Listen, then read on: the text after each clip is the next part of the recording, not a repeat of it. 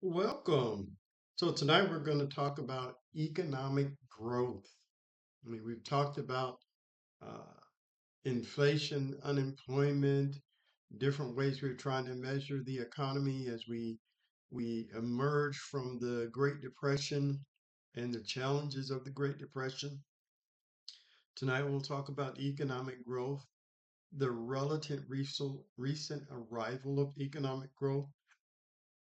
Talk about labor productivity and economic growth, components of economic growth, and economic convergence. So, the average daily calorie consumption not only has the number of calories that people consume per day increased, so has the amount of food calories that people are able to afford based on their working wages. Wow, that's an interesting fact. The relatively recent arrival of economic growth.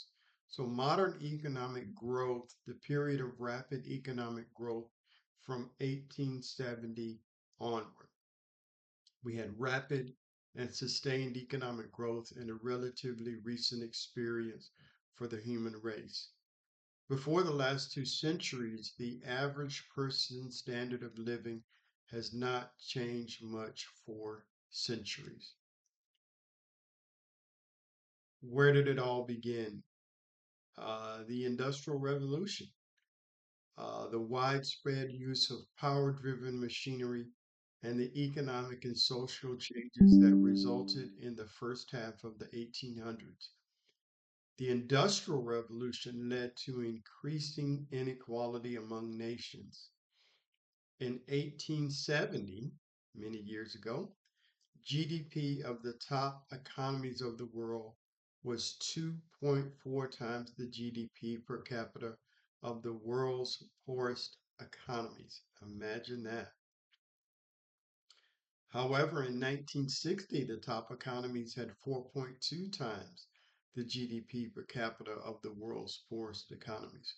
So when we look at GDP per capita, we look at industrialized nations like the US or Canada or the UK, and then the challenges that are posed by countries like uh, Sudan or countries in sub Saharan Africa that to this day still face challenges on the road to industrialization, on the road to modernization. There are factors that influence of two key factors on an economy's long run economic growth. And that's important in this class. If you want economic growth, these two factors are critical. One, the rule of law, the process of enacting laws that protect individual and entity rights to use their property as they see fit. Laws must be clear, public, fair, and enforced and applicable to all members of society. So one of the benchmarks to and the road to industrialization is you want a rule of law. You want to be able to seek regress if you were wronged in any manner. And I think it's fair to say that here in the United States, we have quite a robust uh, legal system, i.e., rule of law here. Now, the second thing you'll need is contractual rights, the protection of contractual rights. These rights of individuals to enter into agreements with others regarding the use of their property, providing recourse through the legal system in the event of noncompliance. Your rental agreement or mortgage agreement, those are contractual rights that you're able to enter into. You have a duty to pay monthly, and the owner, if you're renting, has a duty to make sure the property is maintained up to standards. Sustained long-term economic growth comes from increases in worker productivity. Labor productivity is the value of what is produced per worker or per hour worked, sometimes called worker productivity instead of labor productivity. So, what are some of the determinants of worker productivity?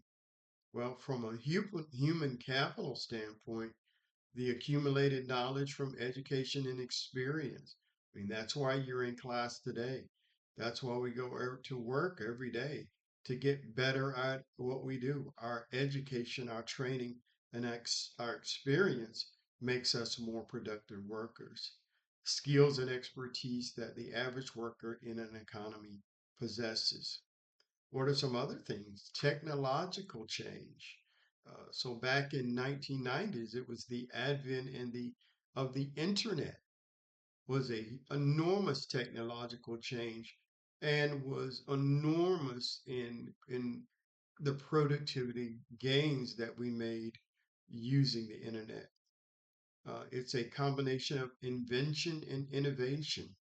So what is invention? It's advances in knowledge. Innovation is putting advances in knowledge to use in new product or services. And, we're fortunate that we're on the dawn of another technological change, AI and AI's applicability as a innovative tool and as an invention tool, and how it will transform businesses, how we do business, and transform productivity. And finally, economies of scale, the cost advantages that industries obtain due to size. At large, conglomerate companies can operate at economies of scale because if they have, uh, say, facilities all over the country, they had large scale, massive productivity facilities around the country. They're able to spread that cost wider than someone in a smaller business or a smaller manufacturing setting. And that creates economies of scale, large size. So the source of economic growth is the aggregate production function in economics. So the production function is the process whereby a firm turns economic inputs like labor, machinery, raw materials into outputs like goods and services that consumers use. A microeconomic production function describe a firm's or an industry's inputs or outputs. In macroeconomics, we will call the connection from inputs to outputs for the entire economy as aggregate production function. So the aggregate production function is a process whereby the economy as a whole turns economic inputs such as human capital, physical capital, and technology into output measured as GDP per capita. So, what are some components? We talked about it. The workforce, human capital, physical capital are components of GDP. Components of GDP per capita are human capital per person, physical capital per person, technological capital per person. An aggregate production function shows what goes into producing the output of an overall economy. The aggregate production function has GDP as its output. The aggregate production function has GDP per capita as its output. Because we calculate on a per person basis, we already figure the labor input into other factors, and we do not need to list it separately here. So measuring productivity, an economy's rate of productivity is closely linked to the growth rate of its GDP per capita. And if you look, the US is a high GDP per capita country, maybe 80 to 90,000 per capita.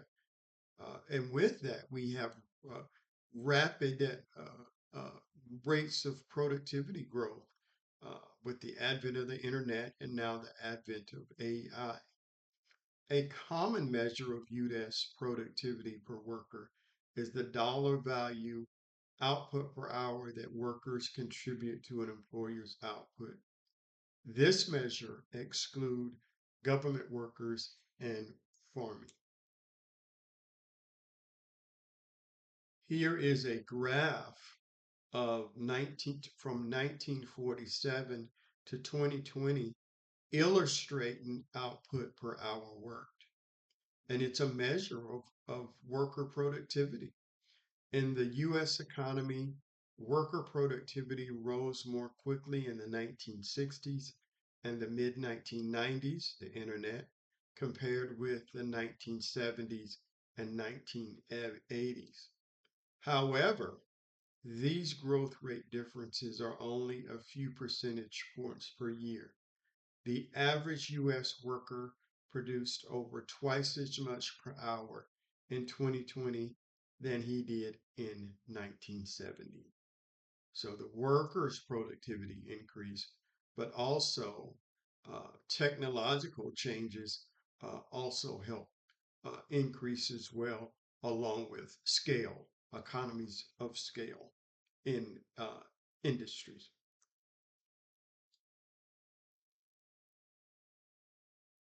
Again, so we can look at since 1950 productivity growth.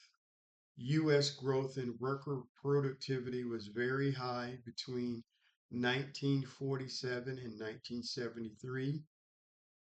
It then declined to lower levels in the 1970s and 1980s.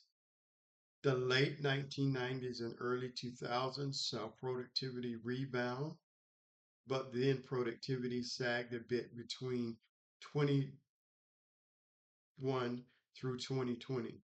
Some think the productivity rebound of the late 1990s to early 2000s marks the start of a new economy built on higher productivity growth, but we cannot determine this until more time has passed. That comes from the Bureau of Labor and Statistics. So understanding that nothing is more important for people's standard of living than sustained economic growth. That's what we need. We've got students all over the country that are in college. You, ladies and gentlemen, are in college to hone your skills, to get skills and training so you can get out into the economy and earn income, and you need a sustained economic growth in order to do that. Even small changes in the rate of growth, when sustained and compounded over long periods of time, make an enormous difference in standard of living. We can calculate it here. Uh, I don't want to do that, but I want to just make the point that even small changes in economic growth make enormous differences in our standard of living. All right, this is the calculation of just calculating compounded growth, which is a rate of growth when multiplied by a base that includes past GDP growth. What are some components of economic growth? I kind of highlighted them earlier, but let's take a deeper dive into them. Physical capital, the plant and equipment that firms use in production. This includes infrastructure.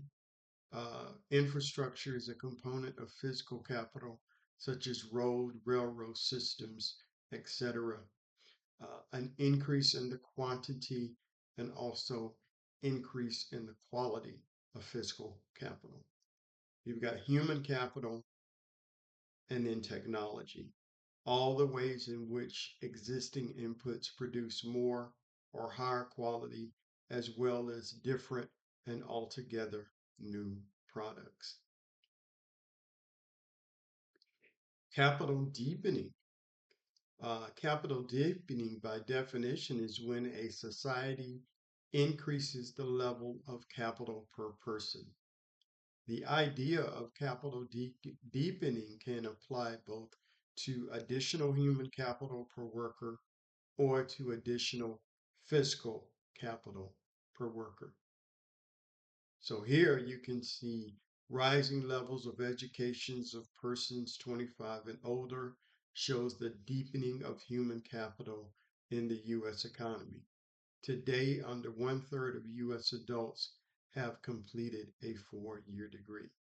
There is clearly, looking at this graph, room for additional deepening of human capital to occur in this country.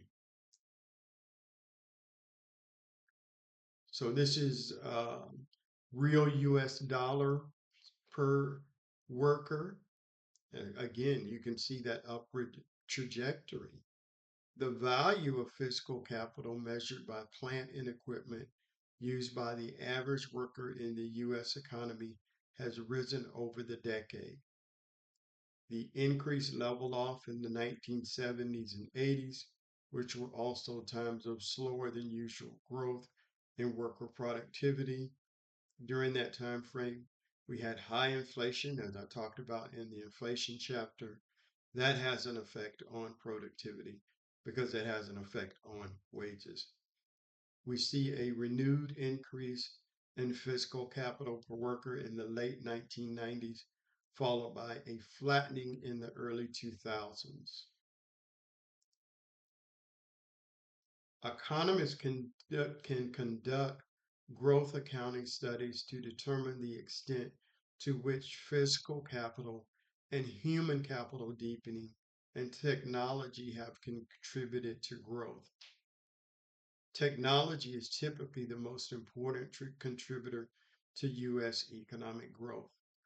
Growth in human capital and fiscal capital explains only half or less of economic growth.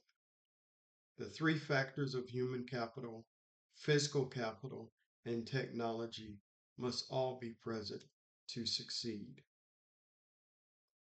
Markets that allow personnel and business rewards and incentives for increasing human and fiscal capital encourage overall macroeconomic growth.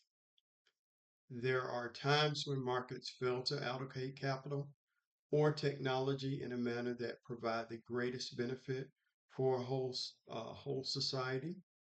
Uh, some areas in which government around the world have chosen to invest in to facilitate capital deepening and technology, education, providing savings and investment, infrastructure. We see that happening all over San Antonio.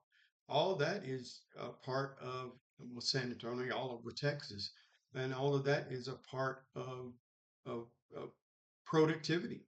Um, Specific economic zones, areas of a country, usually with access to a port, where, among other benefits, the government does not tax trade, and then scientific research also helps with productivity as we uh, research causes us to invent new products, invent new services. So, what is convergence? Is the pattern in which economies with low per capita incomes grow faster than economies with higher per capita incomes. And that's what we want. We want middle income countries have GDP growth that is faster than low income countries. Low income countries have GDP growth that is faster than high income countries. Be that as it may, what we want is undeveloped countries, low per capita countries, to get on the growth pathway. Again, we talked about how important it is to have um, a legal system, a good legal framework, and the ability to make agreements and to have agreements and to have those agreements enforced. Those are the bedrock of building an economy that's poised for economic growth. Low income countries might have an advantage in achieving greater worker productivity and economic growth in the future. Diminishing marginal returns, low incomes economies could converge to the levels that the high income countries achieve. Excuse me. Low income countries may find it easier to improve their technologies than higher income countries by uh, adopting the internet technologies or the AI technologies from the US instead of having to invent it themselves. And that can help them get on the road to much more economic growth, economic development, and rising standards of living for their country.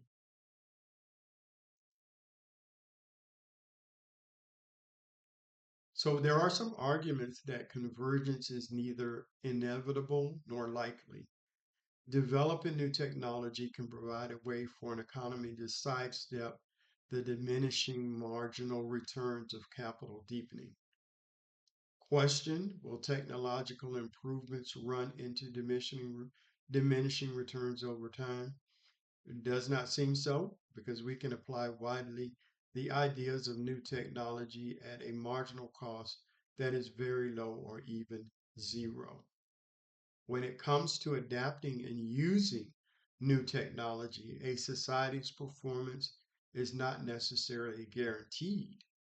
Low income countries may have opportunities to copy and adapt technology, but if they lack the appropriate supportive economic structure and institutions, new technologies may not have the relevance.